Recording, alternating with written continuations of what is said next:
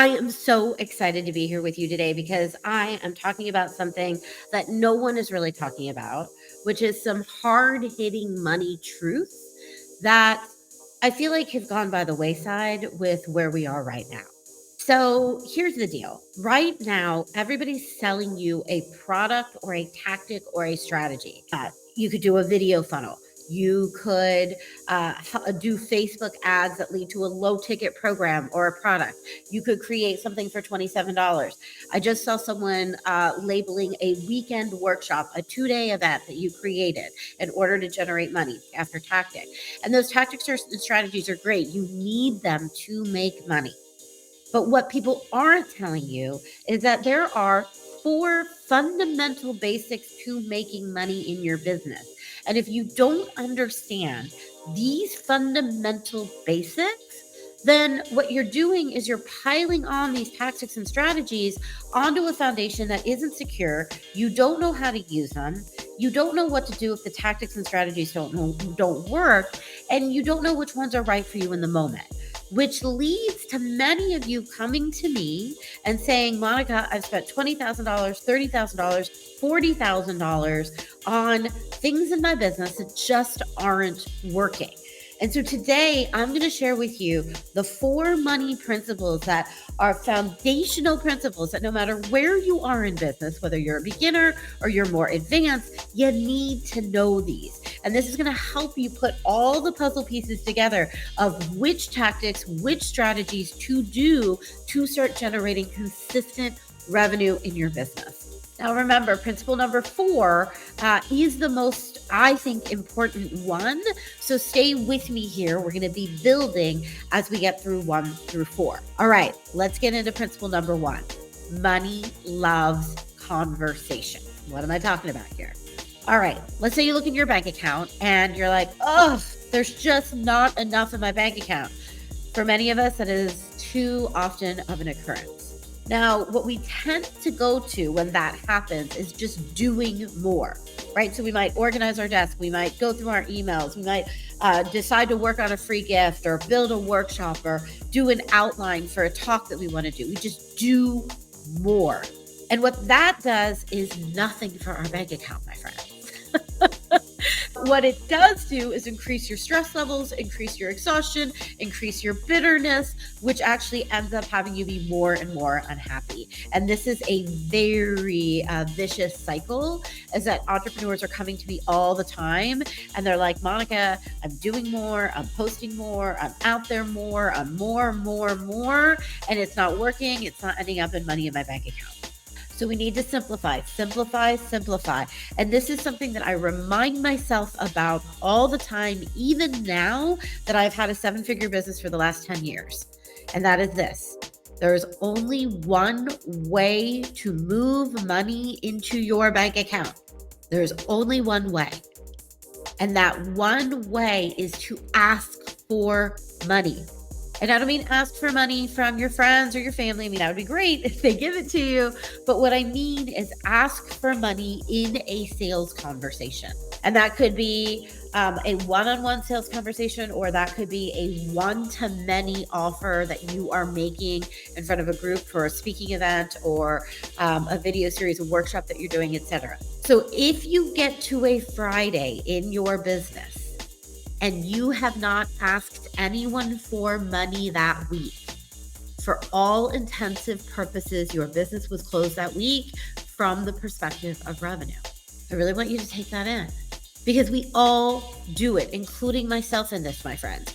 You just get busy, right? And your busyness includes doing videos or writing newsletters or creating your free gift or updating your website or organizing your business cards. And then before you know it, you have not made any offers that week. And then you look at your bank account and you wonder what's going on. So my invitation to you, right, when it comes to money loves conversation, is that every week you are having at least 3 sales conversations or making at least 3 offers, especially if you are in the build up phase of your business where you're trying to build up to consistent 10 to 15 clients. That is how you're going to do it, is you're consistently making at least 3 offers a week. Let's look at money loves attention. This is principle number 2.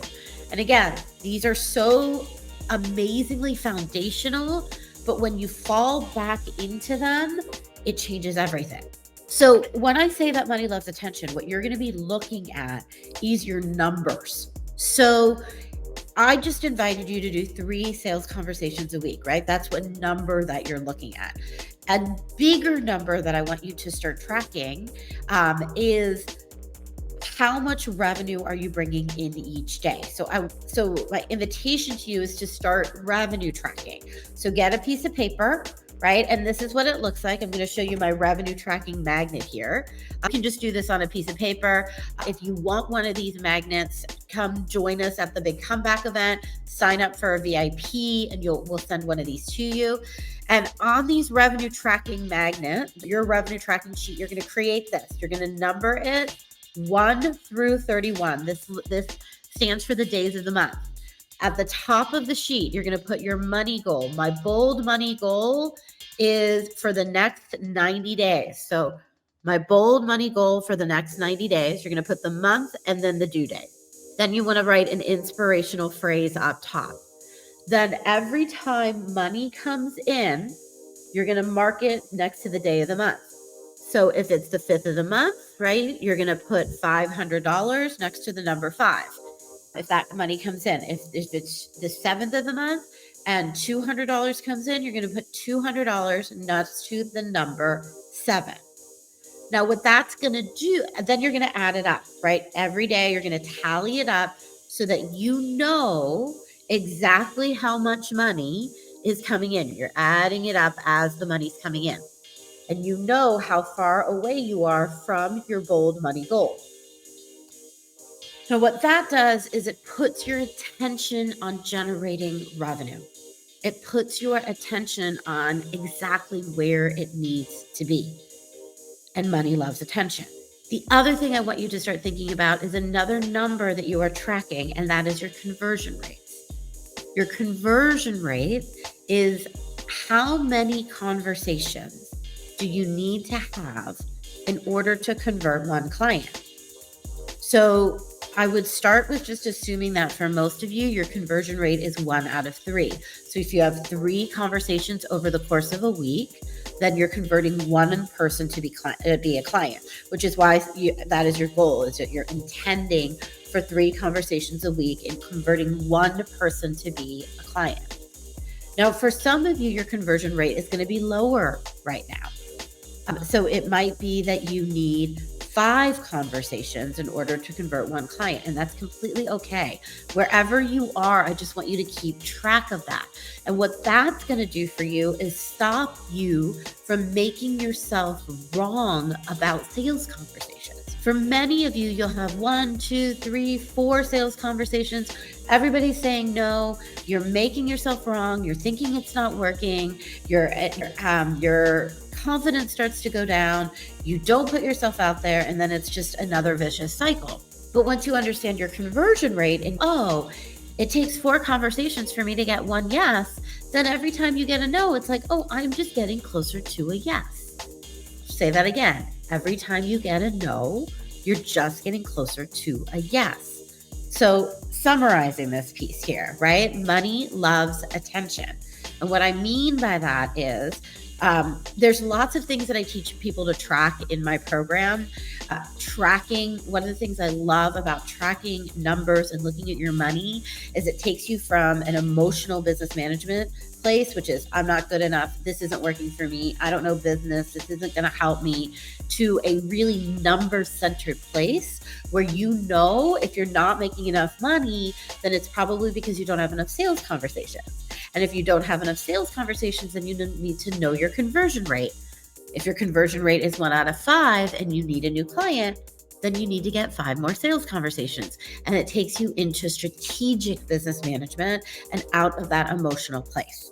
So from the purposes of what we're talking about in this particular video, I want you to start revenue tracking, right? Creating your revenue tracker. You just do it on a piece of paper, no big deal. And I want you to start looking at your conversion rate and tracking your conversion rate. All right, let's move into number 3. Money loves specificity. Now, here's what I mean by this. Everything that I'm telling you to do in some respects is a pain in the ass.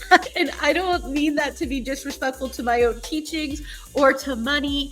It's just that whatever is unfamiliar to us is uncomfortable. And what is uncomfortable raises our stress levels, it raises our anxiety, and we don't want to do it. So, one of the ways that you can sort of create intrinsic motivation for yourself is to understand, why do you want more money? So I was talking to a client, and she's actually doing very well in her business. She's making consistently around $350,000 a year, and she's doing it with the right amount of work and the right amount of effort and energy for her balance.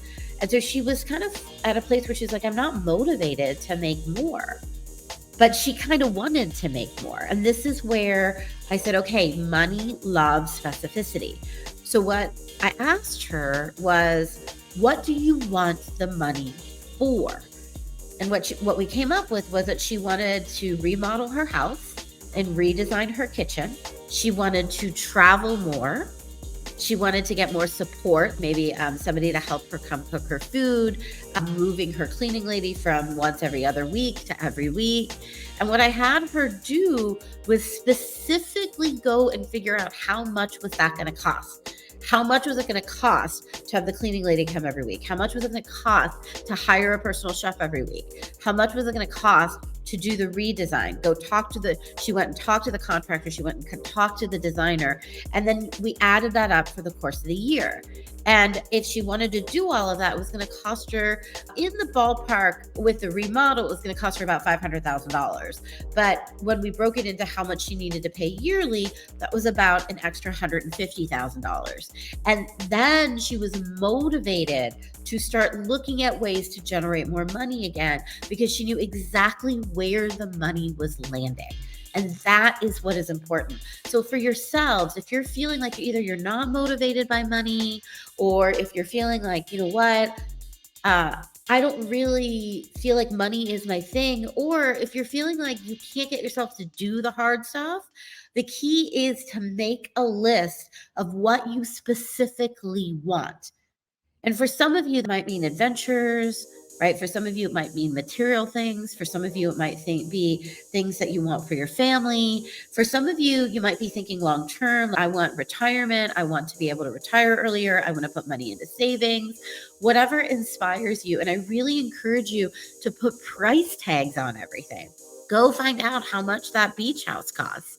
Go find out how much that new car costs. If you want to go on that yoga vacation, go find out how much it's going to cost you.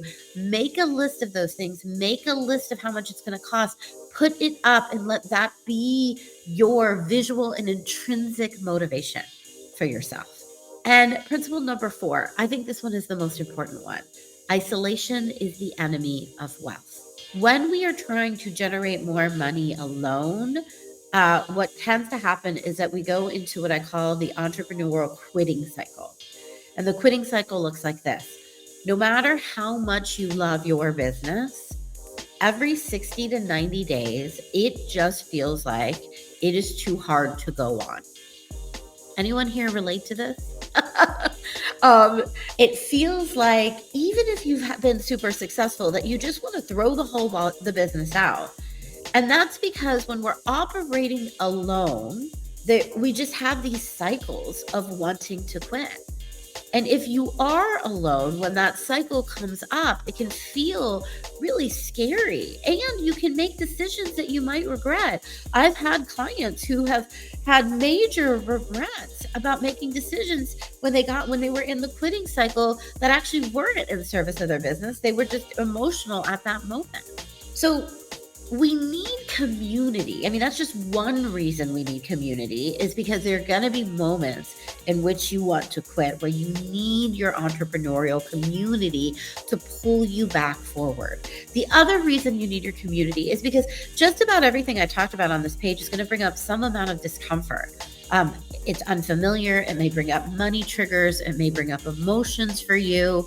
And if that's happening, you need to be able to go into your community and be inspired by other people that are doing it, or even be able to ask questions. So There's a couple ways that you can build community. The first is make sure you have your fabulous five. And your fabulous five is five entrepreneurs that are supporting you in your entrepreneurial journey.